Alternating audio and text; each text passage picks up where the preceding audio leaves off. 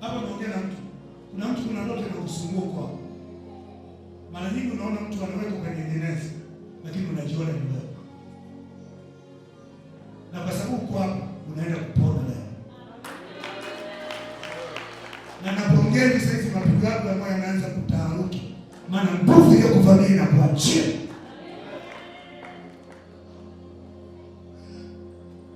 Kitu kushikilia kinakuachia. Hebu unaona ndoto ni kama unalia msiba, lakini unamwona yule anayeondoka kwenye jeneza ni wewe.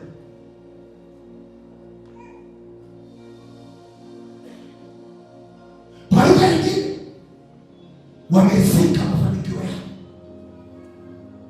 Wameweka kwenye jeneza baraka zao.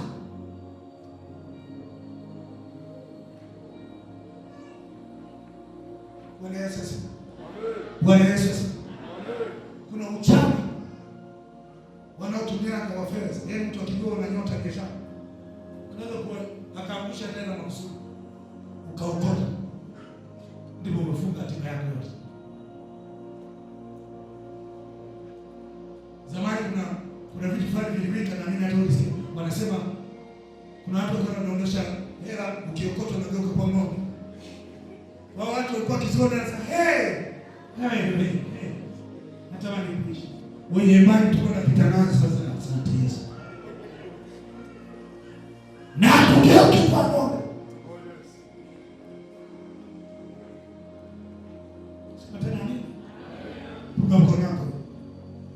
Sema Mungu nisaidie. Sema tena Mungu nisaidie. Tunaongea nguvu za giza, kipawa ndani ya mtu. Kipawa ni muunganiko ambao katika kishuka Bwana. Tuliona jana anasema mtapokea nguvu. Kwenye kitabu cha Matendo ya Mitume 1 mstari wa 8 anasema mtapokea nguvu akishawajilia Roho Mtakatifu juu yenu. Kumbe Roho Mtakatifu anapokuja anaweka nguvu kwenye kipawa. Kipawa kiwe na nguvu, sio nguvu ya kibinadamu. Hapa napoongea sasa hivi kuna nguvu ya Mungu inashuka. Tena nini? Na ile nguvu ya Mungu ishuke. Sikiliza, nguvu ikikushukia mtu, unaponisikiliza na unaamini, nguvu ya mapepo zinaanza kupiga kelele. Sasa kwa sababu nguvu ya Mungu inaposhuka, nguvu ya uharibifu inaondoka.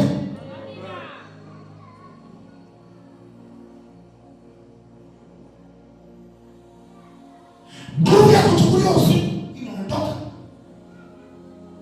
Kwa nguvu ya Mungu inashuka. Mtapokea nguvu akisha wajilia Roho Mtakatifu juu. Shetani atakuabudu kawaida. Usiabudu katika nguvu ya Roho Mtakatifu. Maana anajua siri ya mkono anatembea katika nguvu ya Mungu. Sema tena Mungu nisaidie. Sema Mungu nisaidie. Sema kwa sauti Mungu nisaidie. Shikama na mwingine mtu kuna mtu anatamani atoke leo kwenye kile kitu ambacho Ezekiel 17:13. Ezekiel 17.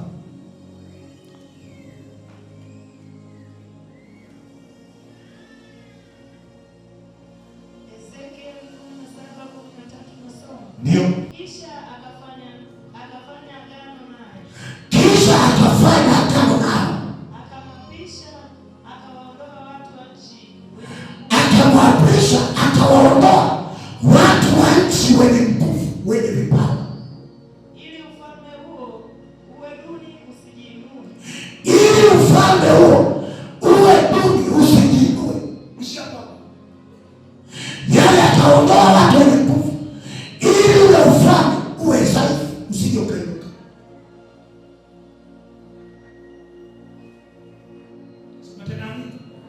Sema tena nini? Sema Mungu nisaidie. Sema tena Mungu nisaidie. Kipawa ni mfano wa kitu cha zamani. Machoni pake yeye aliye nacho. Sema tena nini? Kitu cha zamani.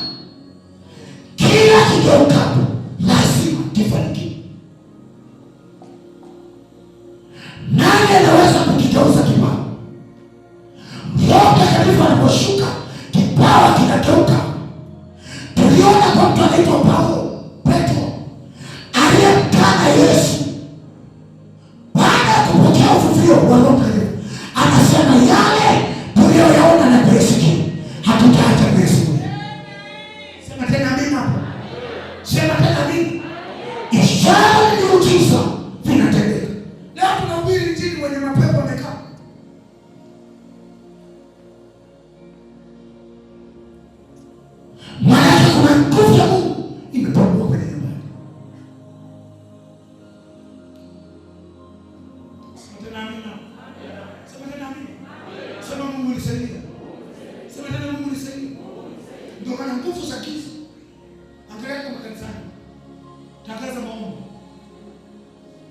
Wewe unakimbia kama Mungu. Tutakuwa na maombi ya kufunga sana. Haya. Amen. Unafika saa ya maombi ya kufunga unakuja watatu. Hata na ndio wetu kanisa likikataa kuomba hakuna kanisa. Kanisa likipata maombi hakuna kanisa. Maana tunaposoma kitabu cha Matendo ya Mitume kulikuwa na mtu alikuwa mchawi, Simoni mchawi. Walipotangaza injili naye akaokoka. Biblia inasema kwamba aliacha uchawi wake. Biblia inasema alienda na uchawi wake. Mitume waliposikia Samaria imepokea wokovu, wakaenda kufundisha. Wakawafundisha watu kuhusu ujazo wa Roho Mtakatifu. Walipoanza kujazwa Roho Mtakatifu, nguvu za Mungu ziliposhika, nguvu ya uchawi ikaonekana pale. Mtu baada ya kuomba anaanza kuangalia. Nionyeshe na mimi nataka hicho kipawa, na mimi nataka niwape hela, niwape. Omba hiyo bwana. Kuomba siwezi, nataka tu nitoe. Maombi ni kazi. Sikiliza.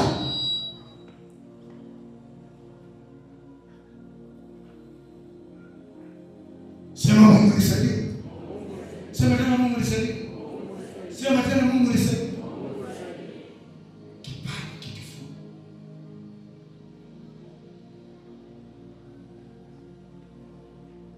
Baada ya uvuvio, siri zote za uchawi zikaanza kuwa wazi. Kuna nguvu ya kusumu na unaokoka. Ukiokoka magonjwa na sema tena mimi azikikuka kwa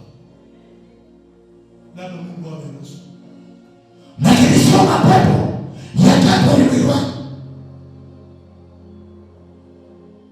Unaamka usiku unaokoka mkutano chako au kunywa nywele zako na unaamka ameshikwa shetani, hata mbele hizo hazitafanya kazi. Sasa kwa nini simsio asikunyoe? Unaanza kupambana zisifanye kazi wakati unaondoka nazo.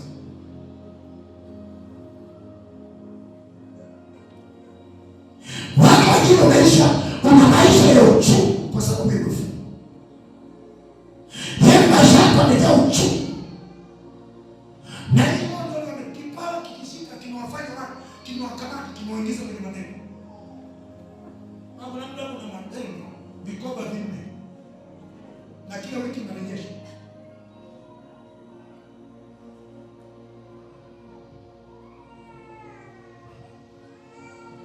Na walikuwa tumezamu huko. Tumwamuru Mungu. Baba, unasikia? Marejesho. Yaani kama mtu anakukumbusha nyumbani, baba unataka kusema, sasa marejesho. Ni kweli kubali baada ya matano marejesho. Unasikia mtu ananyosha mkono machozi. Unajua anamwabudu Mungu. Mbinu za marejesho zimeisha. Anakuja anaanza kupiga hesabu hapo. Anakalia mama Joni. Tunamwasema tutakuletea kesho. Toka kibali ili karejesho marejesho. Tumejikuta tunatoa deni hapa tunaingiza hapa. Laana hiyo. Akopaye ni mtumwa wa kupisha. Na sisi tumepokea Mungu ambaye hataki tuwe watumwa. Sema tena amina. Sema tena amina. Ibada